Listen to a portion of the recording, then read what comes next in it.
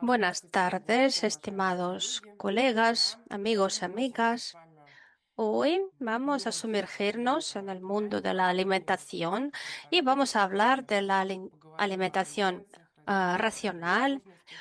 Hablaremos de las dificultades, tendencias. Es un tema realmente grande. Y en esta hora sería difícil ah, verla en detalles, pero vamos a empezar por lo más simple, por las bases.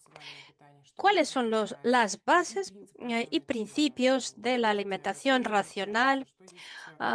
¿Qué diferencias hay entre estos principios? ¿Cuáles son nuestras demandas básicas? ¿Y para qué nos alimentamos? A lo mejor podemos privarnos a la alimentación. Y me gustaría empezar con las palabras de Pauling, que dice que cuando hablamos de la salud, de la alimentación, en primer lugar, hablamos del mantenimiento de la salud y solo en segundo lugar, hablamos de la terapia de las enfermedades. Y cuando hablamos de la alimentación, no podemos obviar los componentes de los principios básicos y de la demanda básica de los humanos. Y entonces vamos a hablar un poquito sobre estas demandas y principios de la alimentación racional y hablaremos también qué tipo de alimentación hay. Hay alimentación racional, adecuada, profiláctica, etcétera, etcétera. Y vamos a intentar entender esta clasificación. Pues vamos a empezar por la alimentación racional, que viene del latín racionales, que quiere decir racional, viene de la razón, de la mente. Y vamos a ver qué es la alimentación racional. En realidad es una alimentación completa e íntegra fisiológicamente de las personas sanas. Es decir, es, eh, se trata de la salud y de los organismos de las personas sanas. Si se trata de unas personas que no pueden considerarse plenamente sanas, si están enfermos, si tienen alguna enfermedad crónica o aguda, entonces no podremos hablar de la alimentación racional. Hablaríamos entonces de la alimentación profiláctica y de tratamiento. Y hoy no vamos a abarcar este tema porque simplemente no puede caber en una charla, en una conferencia. Y digamos, es otra historia y la dejamos para los profesionales, los médicos. A lo mejor luego podremos también hablar de esto. Y segundo, ah, estamos hablando de la alimentación completa e íntegra fisiológicamente. Íntegra. Es decir, tiene que incluir todos los componentes, los micronutrientes y los macronutrientes, vitaminas, elementos químicos necesarios para un organismo. Y ¿qué es lo que tenemos que tener en cuenta? Pues el género, el sexo, la edad, las características de trabajo de estas personas y las condiciones climáticas de su entorno. Ustedes estarán de acuerdo conmigo que las personas que viven en las montañas, por ejemplo, en el norte de Rusia, en la ciudad de Murmansk, es el extremo norte. pues su ración, su alimentación va a ser muy diferente de la alimentación de los habitantes del Mediterráneo. Entendemos perfectamente que en el norte será necesario comer más grasas, más proteínas, y las personas que viven en el Mediterráneo quizás necesitan menos grasas, más agua y tienen posibilidad de alimentarse con más vitaminas, no necesitan tomar vitaminas ah, artificiales, digamos. Es decir, cuando hablamos de la alimentación racional, tenemos diferentes componentes. Es una alimentación íntegra, luego de personas sanas, luego se tienen en cuenta los parámetros biológicos de las personas. Hay dos sexos, mujeres y hombres, y también va a ser un poquito diferente. Luego, la edad, otro parámetro biológico. Eh, Comparen un bebé recién nacido y una persona adulta. Un bebé no puede comer lo que come un adulto. Esto es obvio.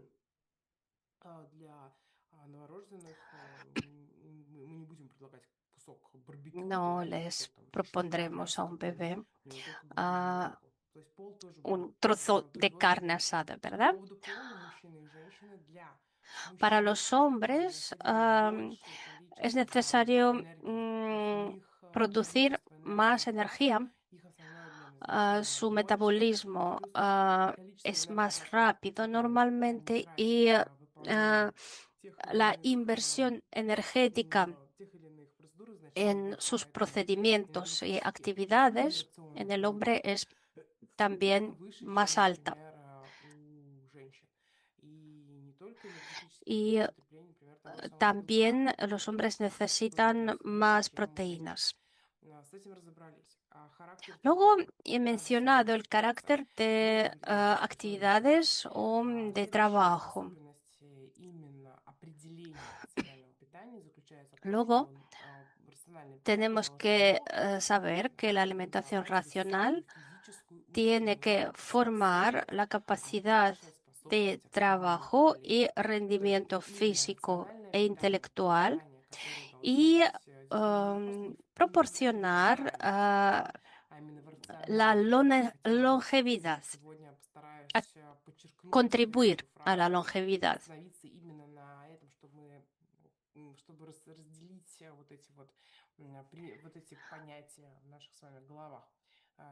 Y la alimentación racional siempre contribuye a una mayor actividad intelectual, a mayor actividad física y a la longevidad. Luego, también la alimentación racional es un factor que refuerza la inmunidad.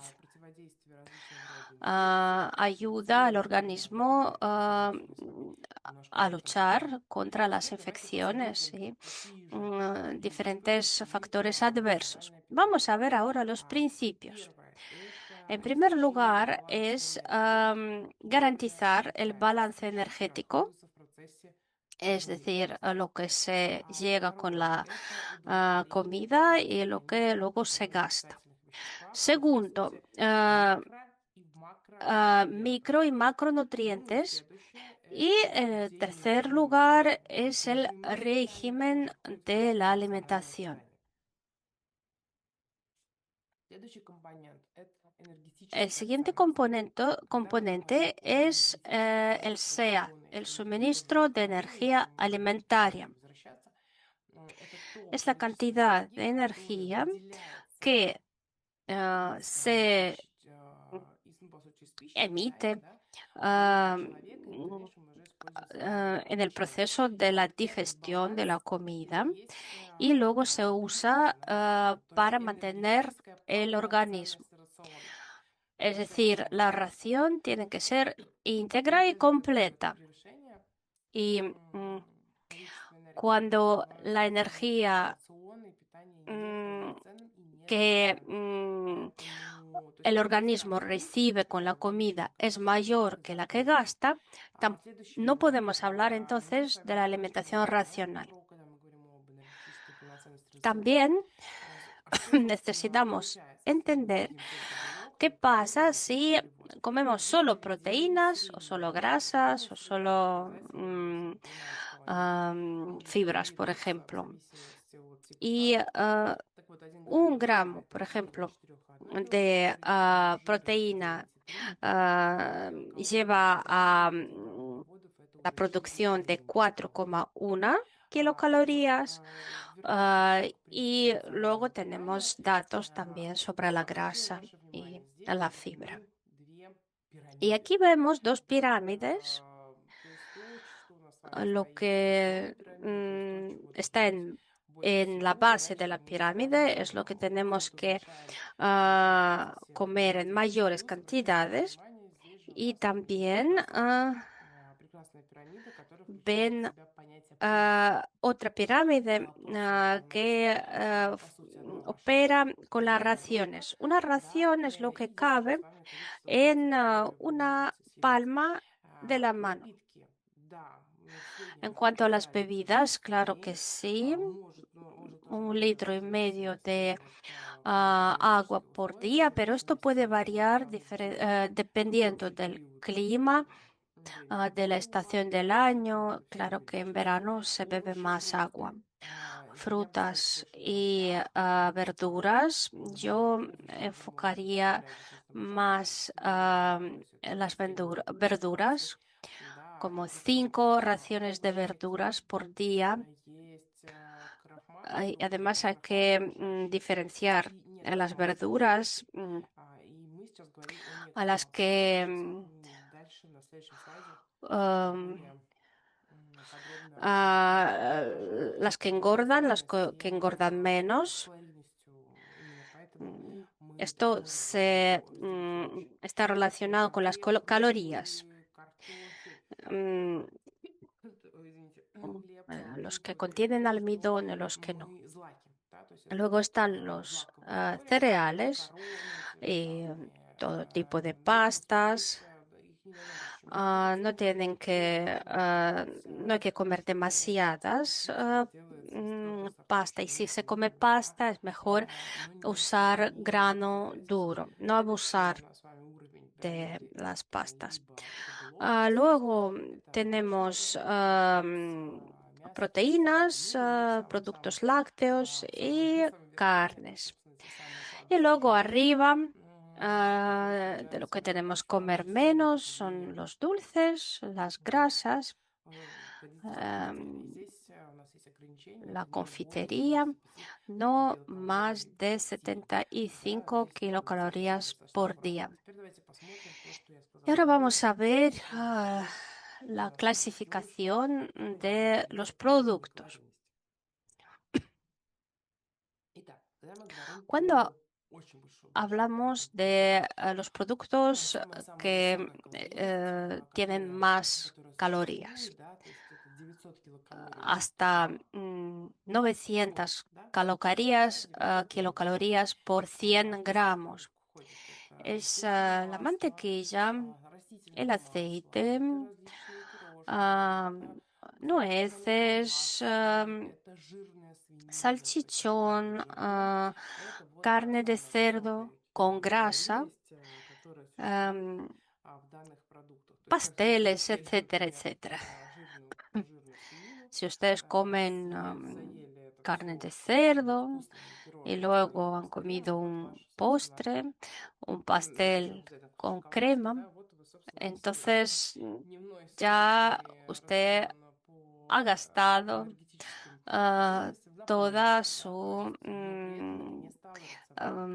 todas sus calorías, ¿no? Pero no es una alimentación racional. Ustedes no han comido ni verduras, ni cereales, ni frutas, y hay falta de proteína, pero han recibido muchas calorías. No podemos hablar en este caso de una alimentación racional, pero sí completa. Volviendo a los principios, voy a enumerarlos. He hablado de tres principios. Primero, la integridad energética, el suministro de energía alimentaria. Luego, la calidad y la cantidad de las raciones. Cuando hablamos de la cantidad, hablamos de la ración. Y hablando de la calidad, claro, se trata de la calidad de productos. Por ejemplo, la correlación de productos de origen animal o vegetal, por ejemplo. El tercer principio, el SEA, ¿no? Luego está el régimen de la alimentación. Es también un aspecto clave. ¿Cuántas veces comen? Hay que comer. Hay diferentes autores que, entre ellos, unos dicen que hay que comer 5 veces por día, 3 comidas fuertes y 2 ligeras. Yo diría que cada uno tiene que determinar para sí mismo la cantidad de comidas, pero siempre y cuando hablamos de las personas sanas. Y además es mejor comer siempre más o menos a la misma hora, sean 3 veces o 5 veces por día. Y siempre elegir la variante óptima para usted mismo.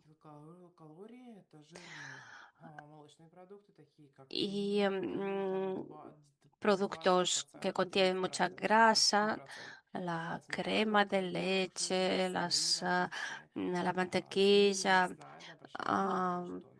la carne de cerdo, salchichas, arenque, ah, pasta, pescado. Y a propósito de la pasta, cuando elegimos a la pasta, tenemos que fijar nuestra atención no solo en el precio, sino en la composición de la pasta y la cantidad de proteína. La pasta de grano duro tiene que contener más de 12 gramos de proteínas. Es decir, hay que fijarse en la cantidad de proteínas. Cuanto más proteína, mejor. Y lo mismo pasa con la harina. Elijan la harina que contiene más proteínas. He enumerado productos de muchas calorías. Luego está caloría mediana. Aquí está carne de conejo, carne de res. A propósito del conejo, para los niños pequeños, una de las carnes más recomendables es el conejo.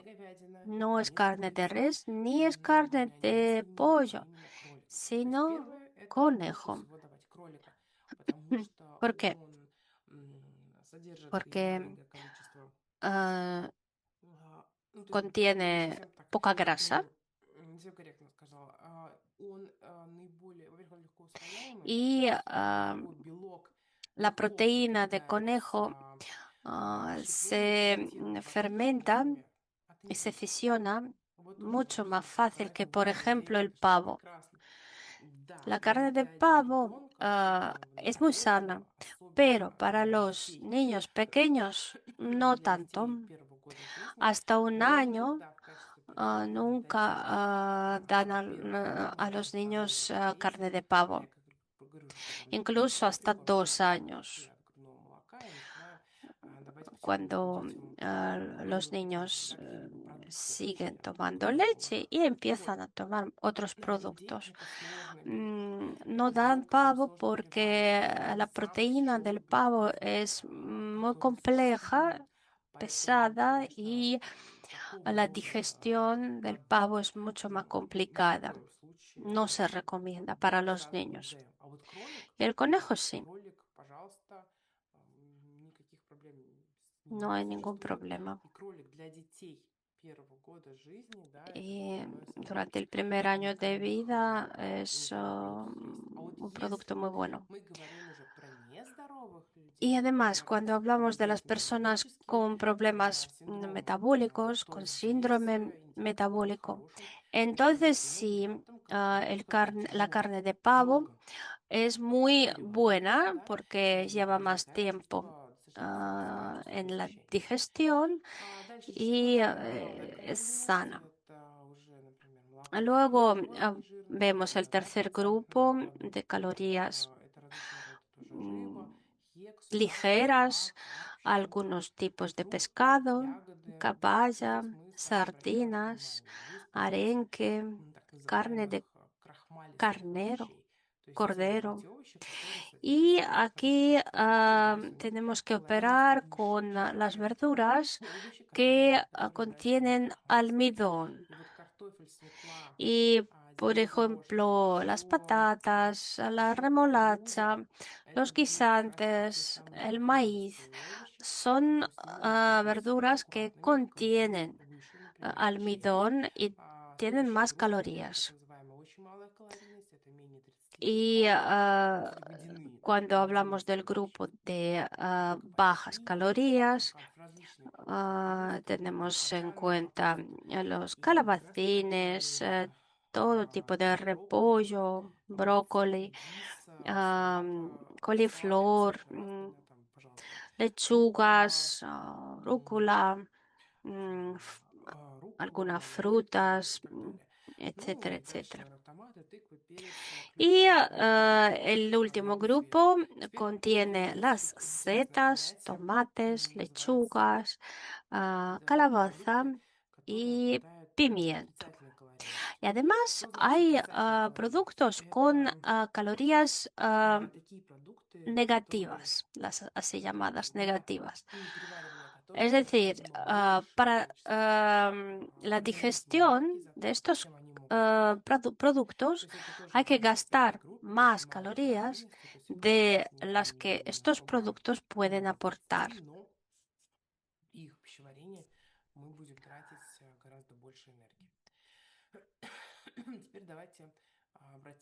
Ahora vamos a fijarnos en el suministro de energía alimentaria diario.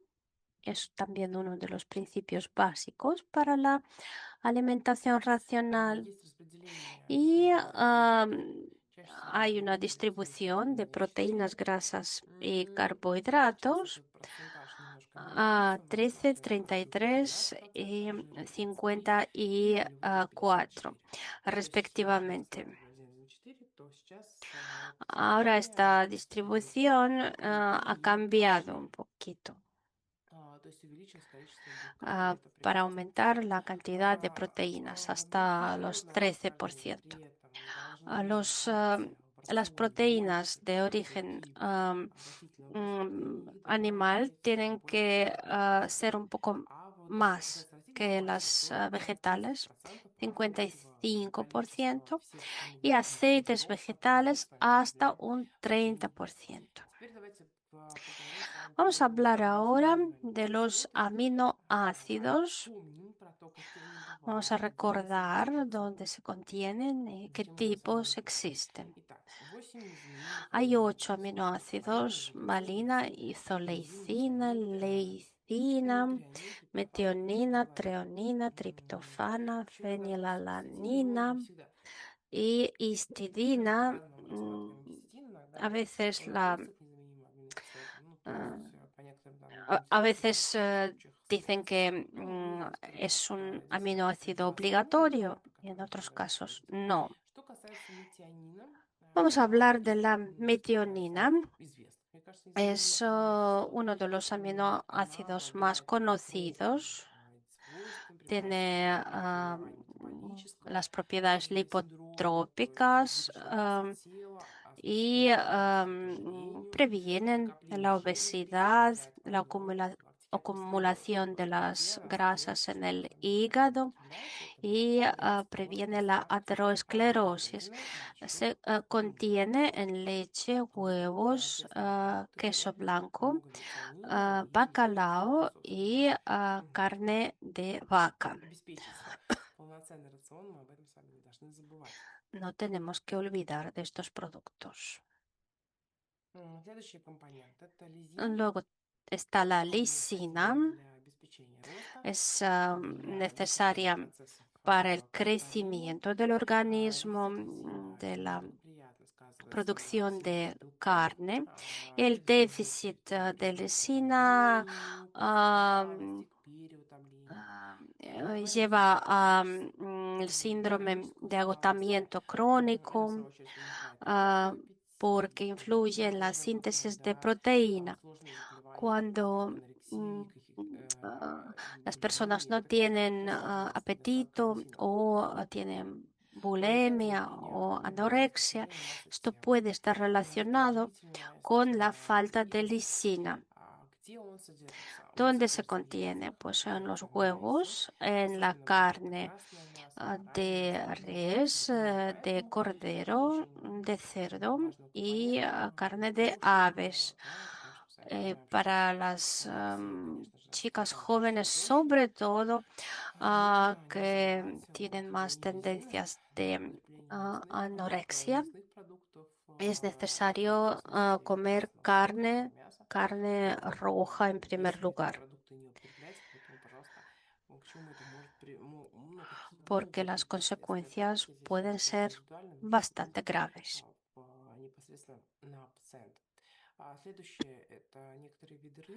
También se contiene en bacalao, en sardinas, en mariscos, en el queso parmesano. El parmesano es el líder de la contención de lisinas. Vale, pues veremos también cuáles son los micronutrientes más importantes, cuáles existen y en qué se contienen. Los flavonoides se contienen en los cítricos.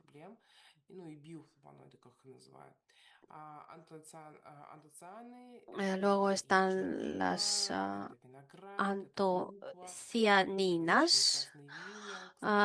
Se contienen en arándanos, en uvas, en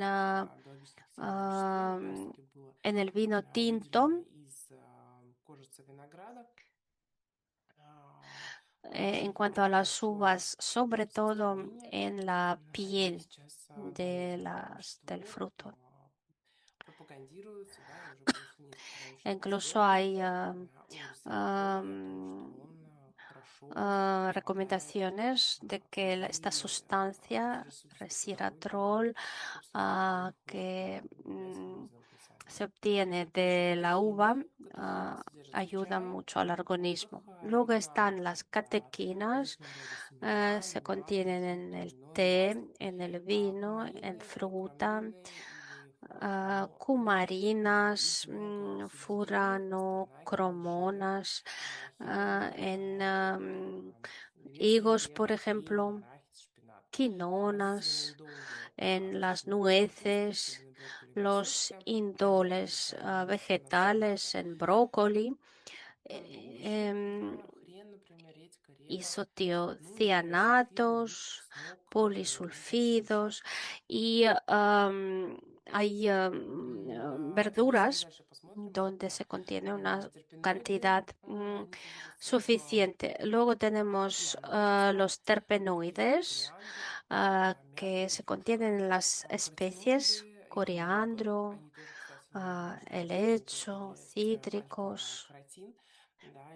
Luego tenemos los carotinoides que no solo están en las zanahorias, sino en maíz, tomates, espinacas, pimientos, fitoesterinas. Están en las avenas, en aceites sin refinar, resveratroles, ya he mencionado, que se obtienen de la uva. Icosanoides, por ejemplo, están en la grasa de los peces, por ejemplo, en el bacalao. Y los aminoácidos, tales como taurina, glicina, acetilcisteína, péptidos que están en la yema, por ejemplo, en espárragos y polisacáridas que están en algunos tipos de setas y en la cicoria y en las algas. Esto ayuda a bajar el nivel de azúcar en el organismo. Tenemos también otros micronutrientes, pero a mí me gustaría decirles a qué lleva el déficit de estos micronutrientes.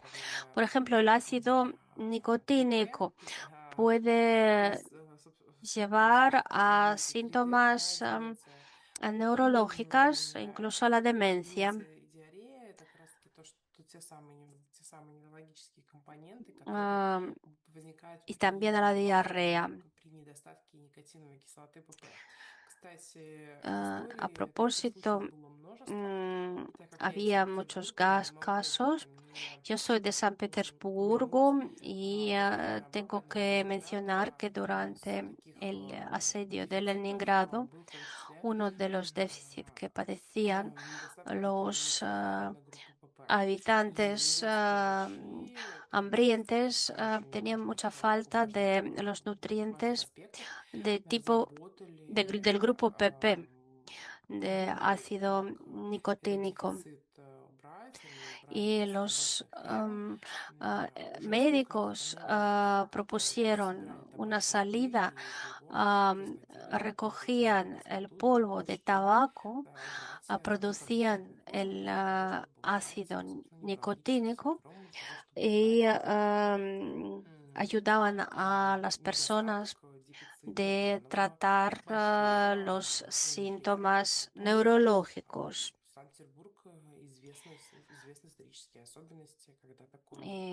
San Petersburgo lo recuerda.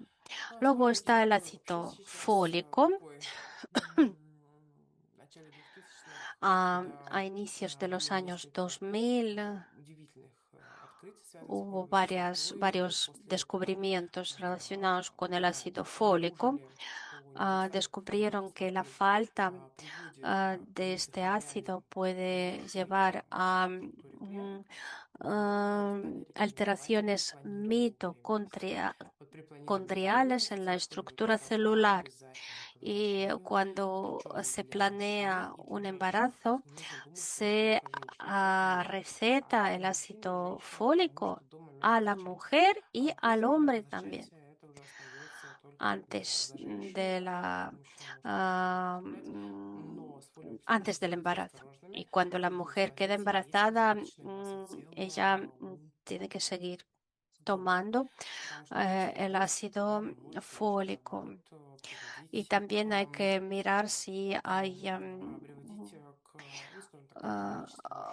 obesidad en uno de los padres y entonces hay que am, bajar la dosis. Luego están los tocoferoles, es la vitamina E, y la falta de esta vitamina puede influir en el ADN y puede llevar a las disfunciones inmunológicas, etcétera, etcétera. Luego está la vitamina C, todos la conocemos perfectamente. Am, por lástima,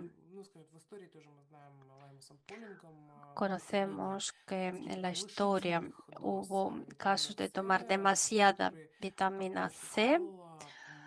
Pauling pensaba que la vitamina C previene algunas enfermedades oncológicas. Es así, pero no previene todos los tipos de cáncer.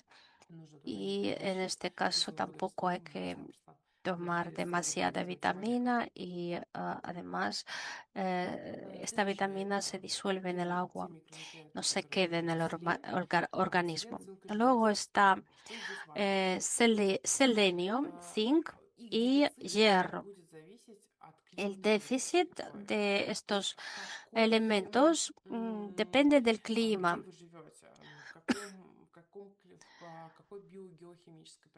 eh, ¿Qué entorno biogeoquímico tienen? Si hay falta de selenio en su entorno, en el agua,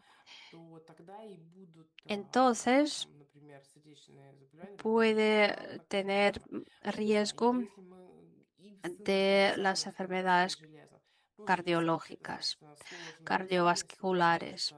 Y el hierro también. Es que el hierro lleva a la anemia,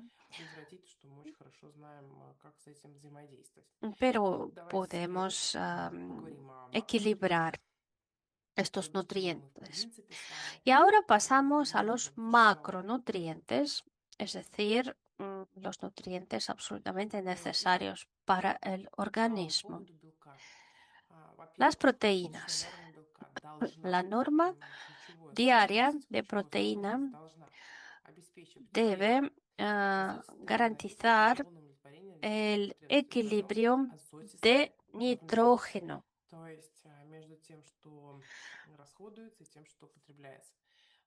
Luego, el mantenimiento de las proteínas propias del organismo.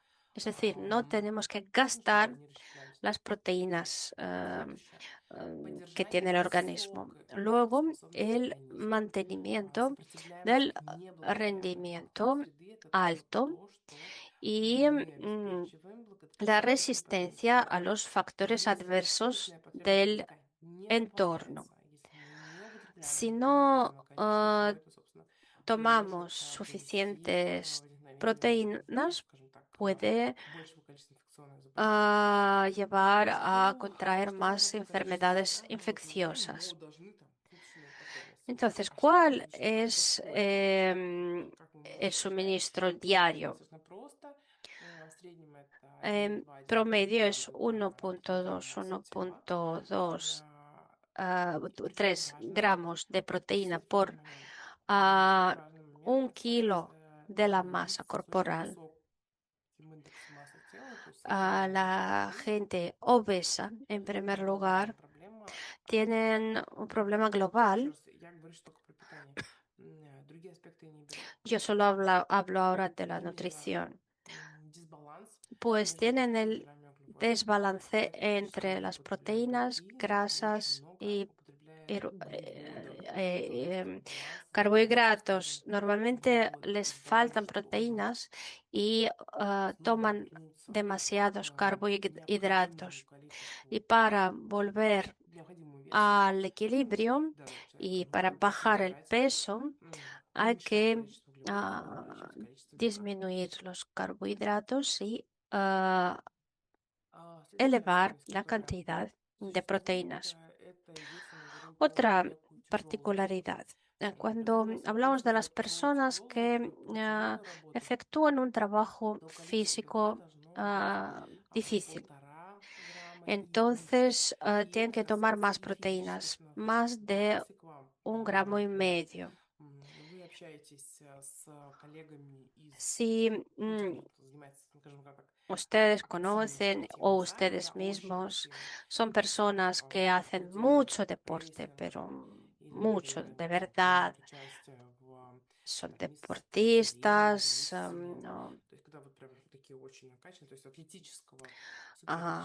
de tipo atlético, pues tienen que tomar más proteínas, más de 1,5 gramos por cada kilo de su masa corporal. Entonces, repito, un 55% tienen que ser proteínas animales.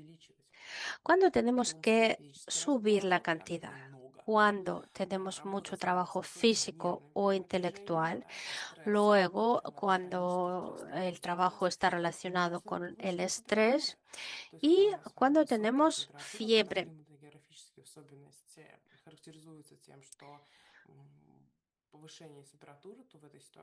No, no se trata de fiebre, se trata de altas temperaturas medioambientales, es decir, cuando hace calor, porque en este caso, en este caso se gastan más fuerzas del organismo.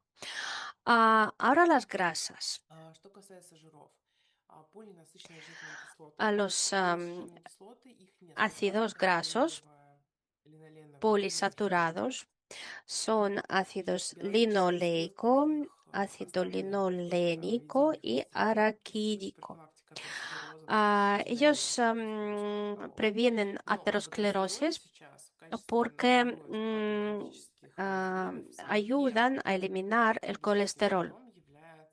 Pero para aterosclerosis, el primer eslabón es cuando la pared de los vasos sufre de alguna manera. Y estos ácidos aumentan la elasticidad de los vasos sanguíneos porque tromboxanas, leucotrienos también ah, mm, operan en este caso. Y cuando faltan los ácidos grasos, entonces las personas tienen menos inmunidad y pueden enfermar con más frecuencia. Entonces vamos a ver la actividad biológica y la clasificación de los ácidos saturados. Hay grasas de alta actividad biológica, mediana y luego baja. Actividad biológica alta es decir, supone que tenemos que tomar un 50-80% aceites de girasol, de maíz, de soja. Luego, medianos, la grasa de cerdo, el tocino me refiero, aceite de oliva y aquí se supone que el organismo necesita las grasas vegetales y las grasas animales. Luego, actividad baja, por ejemplo, la grasa de cordero, de vaca y la mantequilla. Y también se considera que hay que tomar la misma cantidad de grasas que las proteínas. 1,5 gramos de proteínas por cada kilo de la masa corporal, 70% de grasas animales, 30% de grasas vegetales. Y la norma del suministro difiere dependiendo del género. Para hombres es de 70 a 154 y para las mujeres de 60 a 102 gramos. Pero claro, dependiendo de la masa corporal, una persona que tiene más peso necesita, su cuerpo pide más grasas. Y para los niños hay que calcular dependiendo de la masa corporal, de 5 a 5,5 a 6,5 gramos por cada kilo de la masa corporal. Esto está relacionado con que los niños crecen rápido y para ellos es muy importante tener todos los macronutrientes, incluidas las grasas. Y para los niños que tienen más de un año, entonces de 40 hasta 97 gramos por día. La cifra de 5, 6 y 5 era para los bebés. Y luego tenemos los ácidos omega 6 y omega 3 de 4 para omega 6 y 9 gramos para omega 3 por cada kilo de masa corporal. Y esto es muy importante cuando ustedes eligen la nutrición, la alimentación para los bebés. Para los bebés es crítico que omega 6 y omega 3 tienen que estar en correlación correcta. 4 omega 6, 9 omega 3. Para los adultos esto no es crítico, pero para los niños pequeños sí es muy importante.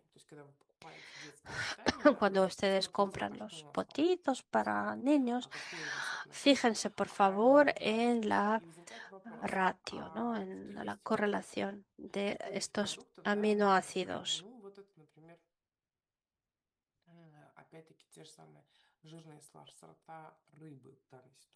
En este caso, normalmente en los pescados grasos, la correlación es muy correcta. Bueno, pasamos a los carbohidratos.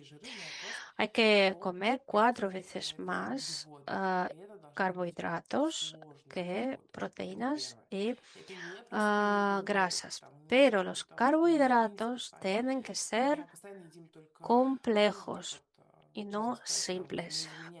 Nosotros en muchos casos sustituimos las proteínas y las grasas por carbohidratos.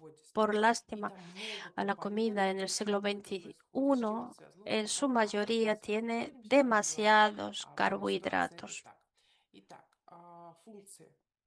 Vamos a ver las funciones de los carbohidratos. A ver, a lo mejor se puede comer un poco más de carbohidratos y no pasa nada. Pues no, engordamos. Hay muchas personas obesas en el mundo. Pues no podemos vivir sin carbohidratos, no podemos prescindir de ellos. Y esto es lo que nos da una energía más rápidamente. La glucosa. Sin la glucosa, el organismo no funciona. El cerebro necesita glucosa. En realidad, el cerebro no necesita otra comida. Puede vivir solo con glucosa. También para la actividad muscular. ah, en tercer lugar, para el funcionamiento del sistema nervioso central. Luego, la función estructural es la base del elastano, de colágeno. Sin los carbohidratos no puede ser construido. No habrá elasticidad ni habrá longevidad, longevidad activa.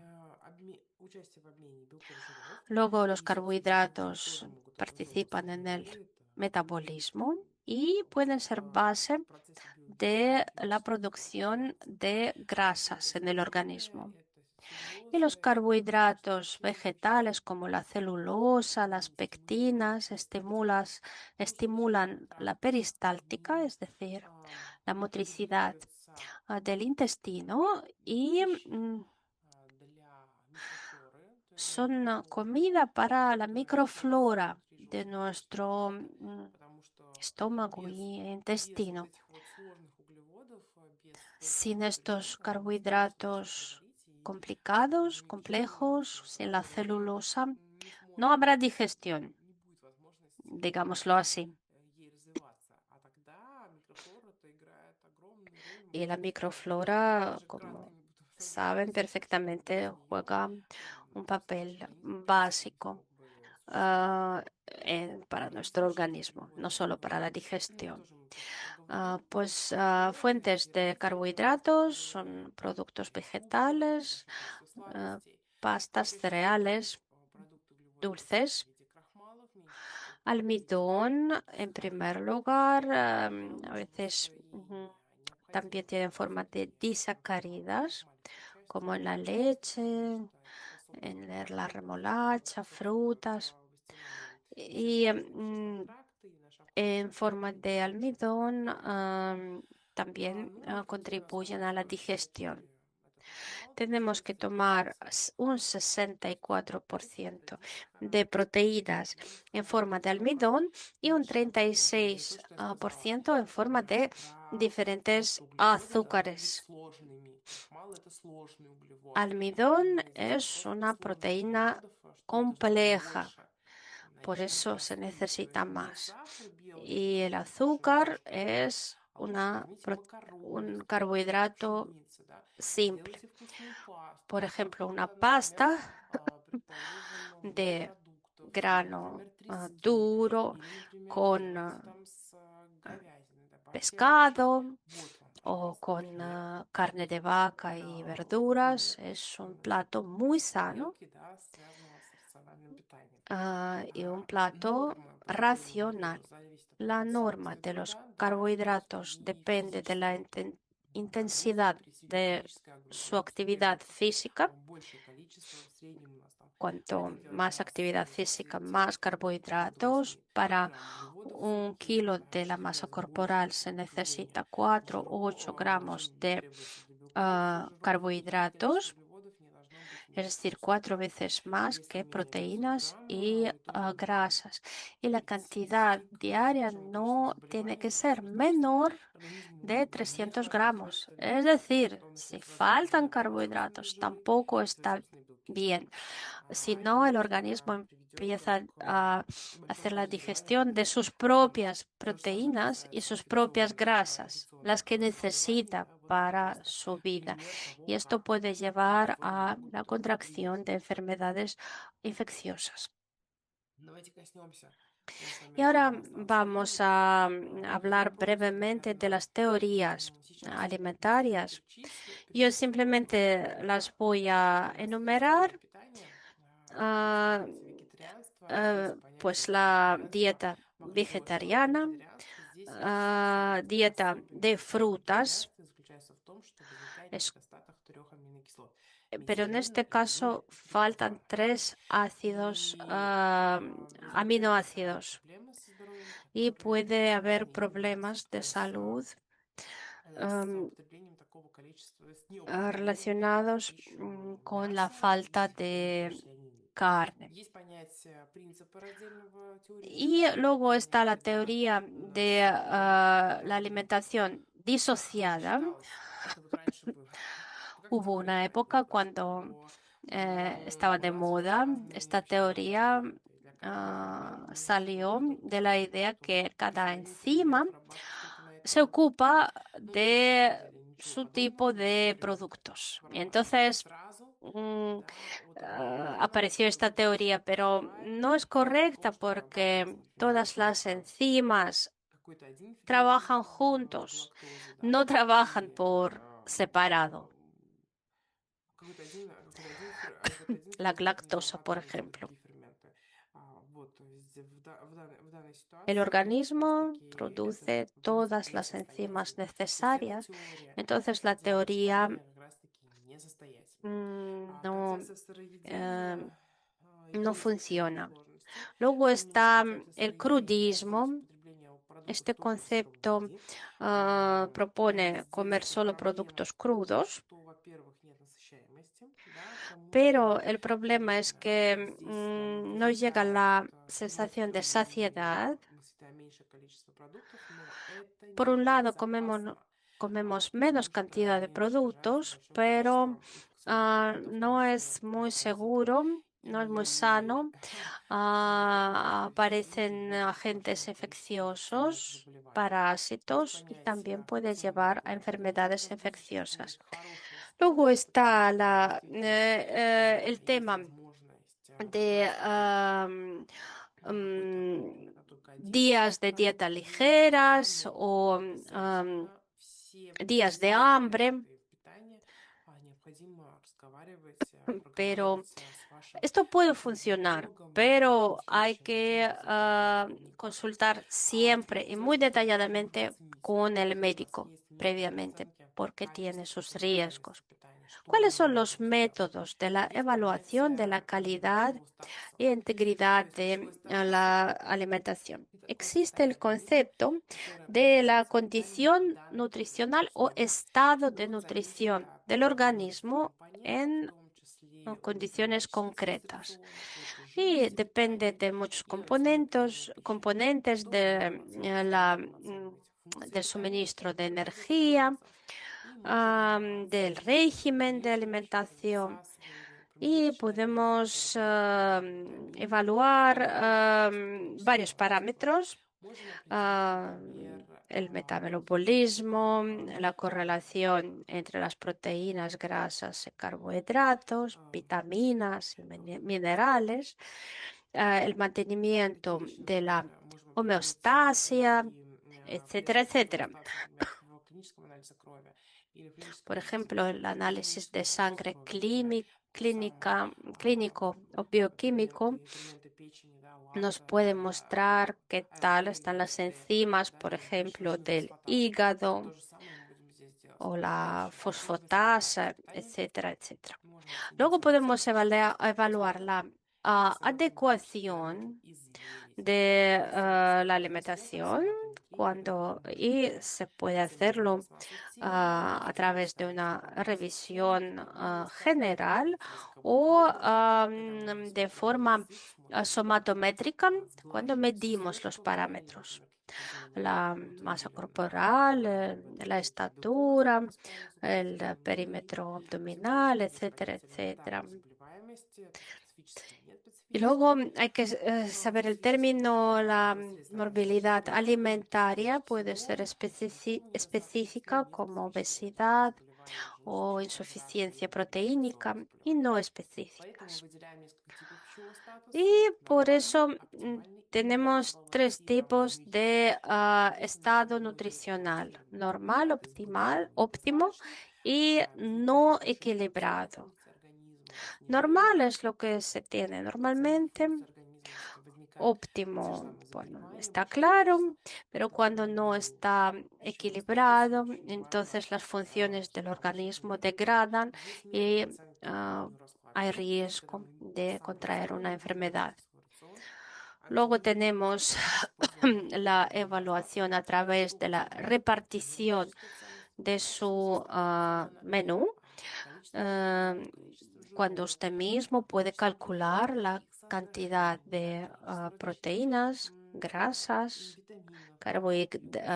carbohidratos, su correlación y, claro, la cantidad de comidas